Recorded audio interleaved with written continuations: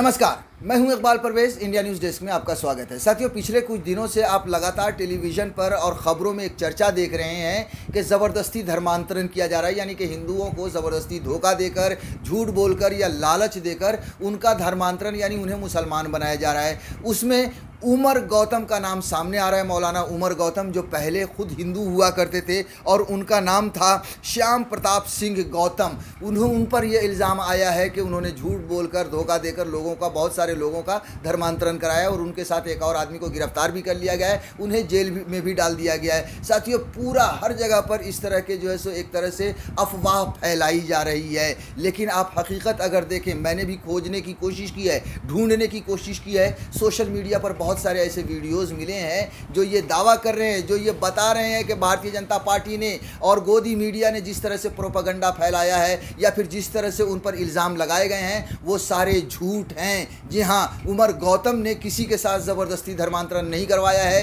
किसी को भी ज़बरदस्ती। उनमें से जितने लोगों का वीडियो हमें मिला है, जो हम आगे आपको दिखाने जा रहे हैं, उनका ये साफ मानना है कि हमने अब किसी के दबाव में आकर या किसी लालच में आकर या किसी भी वजह से अपना धर्म बदला नहीं है। हमने स्टडी की है और अपनी मर्ज़ी से हिंदू से मुसलमान बने हैं। हाँ, एक चीज़ और है कि जो है क्या बोलते हैं, कई कानूनी प्रक्रियाएं होती हैं, पेपर वगैरह बनवाने होते हैं, जो उनमें इन्होंने बहुत लोगों की भी मदद की है उमर गौतम ने। साथियों, क्योंकि बहुत सारे लोगों को पता नहीं होता कि कैसे पेपर बनाना है, तो उस पर भी बहुत सारे आरोप लगे हैं और पूरी तरह से जांच चल रही है। दरअसल ये मसला क्या है, हम आगे आपको बताएंगे कि इसका कारण क्या है, लेकिन आप पहले उन लोगों की बातें सुनिए। गौतम सर के बारे में सुन के बहुत बुरा लगा। एक्चुअली मैंने भी इस्लाम एक्सेप्ट किया और उसके बाद पता चला कि डॉक्यूमेंटेशन के लिए कोई किसी के पास जाना चाहिए, तो इससे रिलेटेड मैं गौतम सर से मिली थी और उन्होंने मेरे डॉक्यूमेंट्स कंप्लीट करवा के दिए थे।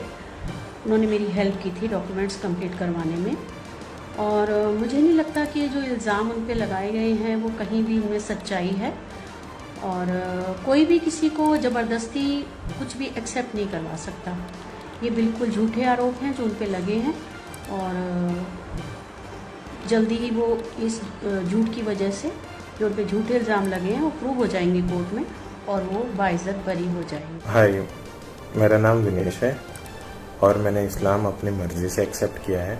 मुझे किसी ने ज़ोर ज़बरदस्ती नहीं की और मैंने अपनी इस्लाम की जर्नी इस्कॉन टेम्पल से शुरू करी है आज से 5 साल पहले। और करते करते बाकी सारी रिलीजन को स्टडी करते करते इस्लाम हक पे है बोल के ये बात पता चला। फिर एक दोस्त के थ्रू गौतम सर का कांटेक्ट मिला, उनसे जाके मुलाकात भी किया मैंने। और वो ऐसे बंदे थे कि अगर उनको फोर्स करना ही होता तो पहली बार में मुझे फोर्स करके एक्सेप्ट करने बोलते, बल्कि उल्टा मुझसे उन्होंने ये कहा कि आप और टाइम लो और स्टडी करो, जब आप सेटिस्फाई हो जाओ तब आना मेरे पास। और पहली बारी में उन्होंने मुझे खाली हाथ लौटा दे कुछ किताबें देख के कि आप स्टडी करके आए। तो अभी जो न्यूज़ सुनने मिला है उनके बारे में, वो काफ़ी सारी झूठें उसमें बांधी गई हैं। तो आई थिंक कि ये बहुत गलत हो रहा है उनके साथ कि बेबुनियाद इल्ज़ाम लगाया जा रहा है और झूठी इल्ज़ाम लगाया जा रही हैं। आई होप ये कहीं ना कहीं उनको मदद हो और जल्द से जल्द उनको बाइज़्ज़त बरी किया जाए। क्या आज की डेट में कोई किसी को ज़बरदस्ती कुछ करवा सकता है? अगर कोई ज़बरदस्ती कुछ करवा सकता है तो अपने बच्चे को, जो पेरेंट्स हैं, उनके बच्चे बिगड़ क्यों जाते हैं? उनके बच्चे रेप केस में क्यों पकड़े जाते हैं? तो उनको कुछ इसका मतलब किसी भी तरीके से वो किसी को समझा सकता है। आप मुझे एक बात बताइए कि आप मुझे यहाँ पे आप मेरा धर्मांतरण करवा रहे हैं, गन पॉइंट पे आपने रखा कि बोल तेरा धर्म चेंज हो गया, और मैंने धर्म यहाँ पे बैठे बैठे चेंज कर लिया, आपने मुझे ज़बरदस्ती करवाया। तो बाहर आप मेरे साथ हैं, मैं अपने घर चली गई, मेरे ऊपर आपने क्या डाल दिया? कोई नया कवच डाल दिया। और जिनका चेंज कराया गया वो बहुत बड़े हैं, कोई छोटे छोटे बच्चे नहीं हैं जिनको मार के कराया गया, और यहाँ आपने करवा दिया। बाहर जाके भी मेरा धर्म चेंज ही रहेगा। फिर मैं अपने घर चली गई तो आपकी गन से डरती रहूँगी? फिर भी नहीं ना।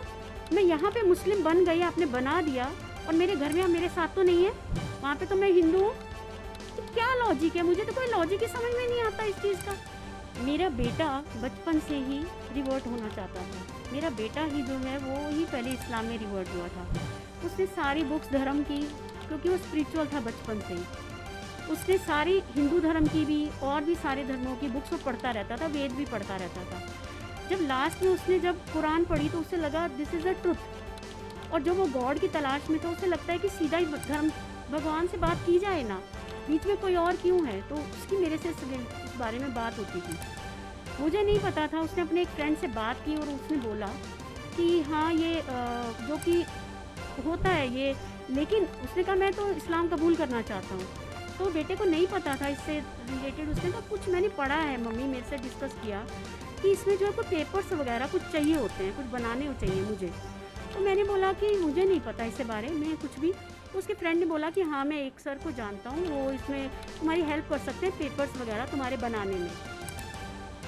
वो गौतम सर के पास आया और गौतम सर से उसने बात की। तो गौतम सर ने उसको कुछ बुक्स पढ़ने के लिए दी और पढ़ने के लिए कहा कि पहले आप इसके बारे में पूरी जानकारी लो, इसके बाद में आप मेरे से फिर मिलना।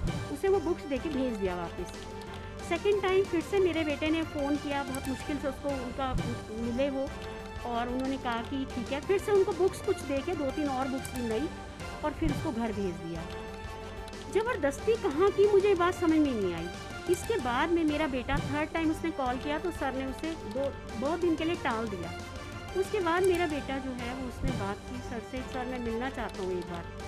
तो उसने कहा कि नहीं आप मत आइए, मैं आपको पहले मदर से मिलना चाहता हूँ, आपकी मम्मी मेरे से मिल सकती हैं। उसने कहा मोस्ट वेलकम, आ जाइए मेरे घर। ये बात से मैं इतनी इम्प्रेस हुई कि सर मेरे से मिलने हमारे घर आए और उन्होंने बताया मुझे कि आपका बेटा इस्लाम कबूल करना चाहता है, आपको कोई ऑब्जेक्शन तो नहीं है। इस बात से मैं शॉक्ड रह गई। इसमें बताइए कि ये पूरा जो उनके ऊपर ये इल्ज़ाम लगाया जा रहा है, इस बात से तो पूरा इल्ज़ाम ही ख़त्म हो जाता है, क्योंकि वो मेरे से मिलने आए पहले कि ये पेपर्स बनाना चाहता है आपका बेटा, तो क्या आर यू एग्री? तो मैंने बोला नहीं मुझे कोई प्रॉब्लम नहीं है, क्योंकि ये तो भगवान का नाम है, भगवान का नाम लेने से तो मुझे कोई प्रॉब्लम नहीं है, वो किसी भी तरीके से भगवान का नाम ले। तो अब मैं आज शुक्रगुजार हूँ कि मेरा बेटा जो है उसने इस्लाम एक्सेप्ट किया, और आज की डेट में जो पहले उल्टे सीधे काम किया करता था वो सब अब वो नहीं करता है। Thank you so much. जी मेरा नाम नवेद अहमद है अब, और मैंने 7-8 साल पहले इस्लाम कबूल किया था, और मुझे किसी ने कोई ज़ोर दबाव नहीं, कोई परेशानी नहीं, कोई प्रेशर नहीं, कोई लालच नहीं, मैंने ख़ुद अपनी मर्ज़ी से ही इस्लाम कबूल किया था। फिर 2017 में मतलब इस्लाम कबूल करने के 3-4 साल बाद मेरी शादी हुई, और मेरे शादी किस मज़हब में हुई? शादी मुस्लिम लड़की से हुई, और ये प्रॉपर मुस्लिम है शुरू से ही। प्रेम विवाह हुआ था? नहीं, मेरे सब शादी हुई।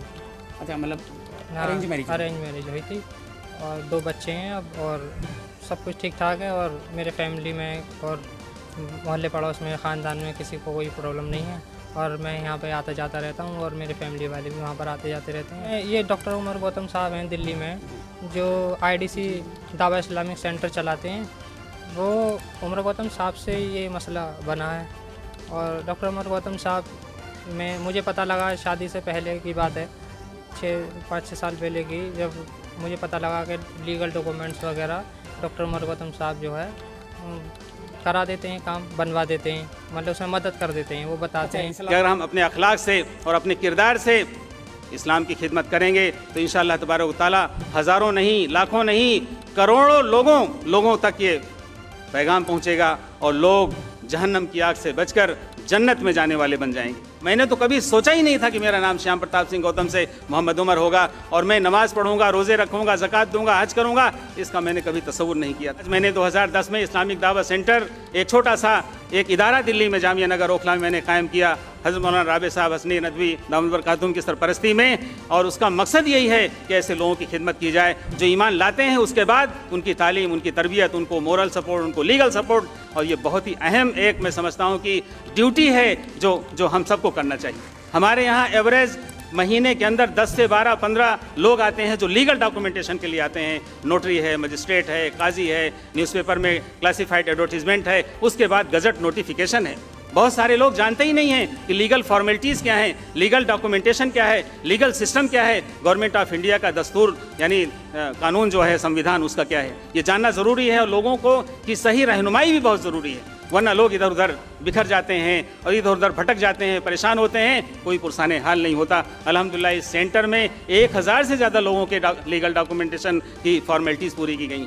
साथियों, तो आपने सुन लिया कि किस तरह से ऐसा लगता है कि भारतीय जनता पार्टी और पुलिस ये सब मिलकर इनको फंसाने की कोशिश कर रही है। अब क्यों फंसा रही है? फंसाने की वजह यह है कि 2022 में उत्तर प्रदेश में साथियों चुनाव होना है। इनके पास, भारतीय जनता पार्टी के पास कोई मुद्दा नहीं है चुनाव लड़ने के लिए, वोट मांगने के लिए, क्योंकि कोरोना की महामारी में पूरे देश के लोग, उत्तर प्रदेश के लोग भारतीय जनता पार्टी से खफा हो चुके हैं, किसान खफा हो चुके हैं। हिंदू मुसलमान के बीच में जो ये नफरत बांटते हैं उसकी वजह से भी बहुत सारे अमन पसंद लोग वो भी खफा हो चुके हैं, इनके असली चेहरे को जान चुके हैं। अब ऐसे में इनके पास हिंदू मुसलमान का ही हथियार बचा है साथियों। लिहाजा अगर आप देखें तो पिछले कुछ दिनों से देश में और ख़ासतौर से उत्तर प्रदेश में गो हत्या के नाम पर लोगों की मार धाड़ चालू हो चुकी है, बहुत सारे लोगों की जानें जा चुकी है। ऐसे बहुत सारे आपको कई जगह से मस्जिदों को डैमेज करने की और तोड़ने की भी साथियों खबर आ चुकी है। ऐसे में एक बड़ा मुद्दा मिला है उमर गौतम का कि इनको ये ज़बरदस्ती धर्म परिवर्तन करवा रहे हैं, धर्मांतरण करवा रहे हैं। इससे लोगों की भावनाओं के साथ खेलेंगे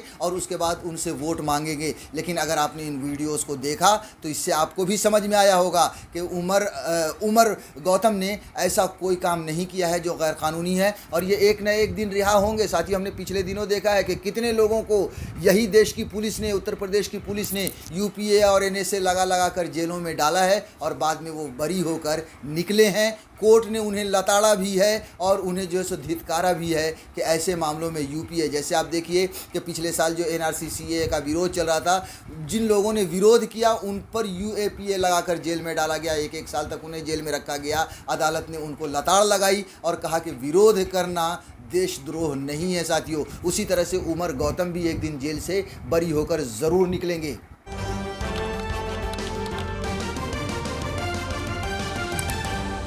आपकी आवाज